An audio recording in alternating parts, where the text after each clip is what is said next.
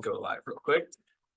But I want to show you a place to start showing them off, and that is going to be Dribbble.com. I'll show you how to get there. I'll let you explore it a little bit, but I want you guys to keep a couple things in mind when you're choosing your best works. And we are live, so your phones need to be out of sight, zipped up entirely. Yenna, I can see yours still. Who else can I still see?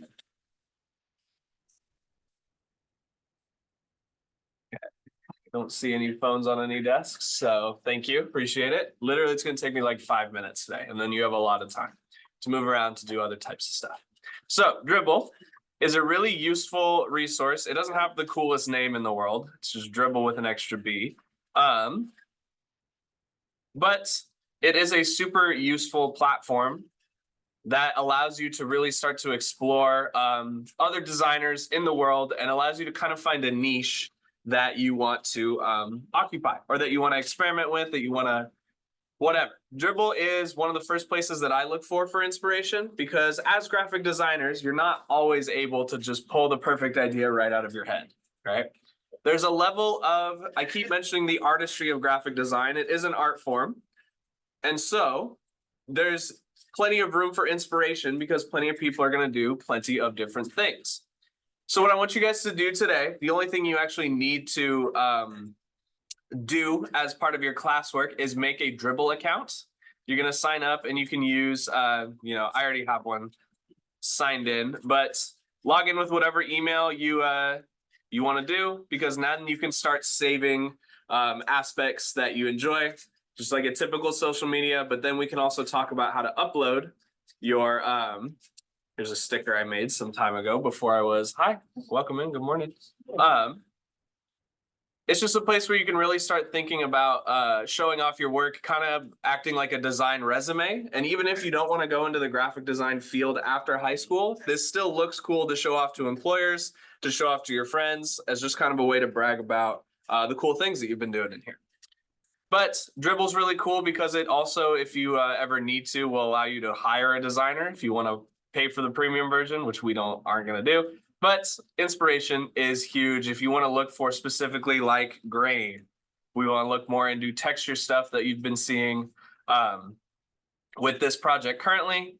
You can see different types of assets, different things you can add to your projects, different examples of that thing that you're looking for. You can see the grain and the texture on some of these different options here. And Dribbble is cool because it has a ton of different art forms on it. It's not exclusively, hi, good morning. It's not exclusively designed. Yes, there are new seats. Percy, can you raise your hand? You're next to Percy. Yeah. But there's tons of ways, like, let's see what else. I like to look up, because typography is something that I'm still trying to grow as a designer, as my skill set. So getting a good place to start on a site like Dribbble is a great way to boost your graphic design sort of idea, or not idea, excuse me, process, and just the way that you think about and approach this art form that you've been participating in for the last couple of weeks. As far as curating a portfolio, it's more than just your favorite works. It's really easy to get into a trap of like knowing how well you did on an assignment or how much energy and thought you put into it. That usually gets reflected in the quality of your work, but sometimes I have projects that I just like, but they aren't very good from a design standpoint. Maybe they're missing something. Maybe the color's a bit weird, lacking some texture. The type isn't quite right. All that is okay.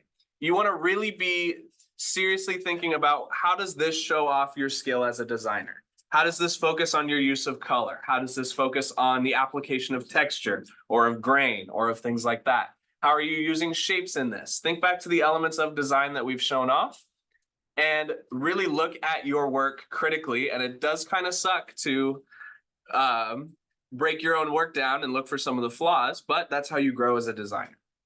And in doing this process, you'll be able to decide which works you really want to show off that really exemplify your skill as a graphic designer, as a visual illustrator, as a person who can communicate through pictures, which all of you, having seen your work, have an amazing head start and a great eye for different things already. I'm so impressed consistently by the way you guys can put these stuff together. So don't doubt your ability, but do be serious about what you want to show off as your best work. And then Dribble's a great source to look for inspiration. The way that I can't teach you how to be inspired. That's your own personal journey. But the way that I like to do it is look for something that I really resonate with, something that really jumps out at me that I really enjoy, and then I try to copy it. I don't really follow any tutorials. I just try to copy it as best I can, because in copying it, I'm going to make choices and try different things that maybe I wouldn't have thought of if I was following a tutorial or like you were in a scenario where you were teaching. But that's something that you guys could just practice over time. But it is something I want you to be interested in, or not interested in, but heard about at the start of your design journeys. If you're looking for some extra practice ideas, we won't have a new assignment this week, so you can use this as study hall time if you prefer. But I would prefer if you were practicing some graphic design things, whether that's copying off a Dribbble, improving one of your previous projects. I do need some more YouTube thumbnails. I think I only have 1 or 2 this year. Mr. Hendricks and I are working on, I'm sure you've seen outside of my door, there's a display of some of the logos from Design 2.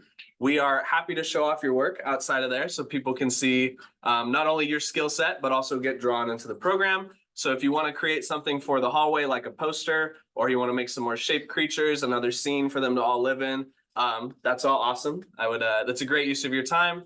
And if you're looking for more of a tutorial or a walkthrough sort of independent study, I'm happy to provide that for you as well. But all of this is just kind of like, we're taking a little breather, shifting gears away from actually doing some skills and kind of looking for how other people try these things. And that's all I'm really hoping that we do for the rest of this week, or for these next 2 days. So we'll start our next unit on the upcoming Monday. Make sense? Sound good? It's not really much teaching, just kind of advice.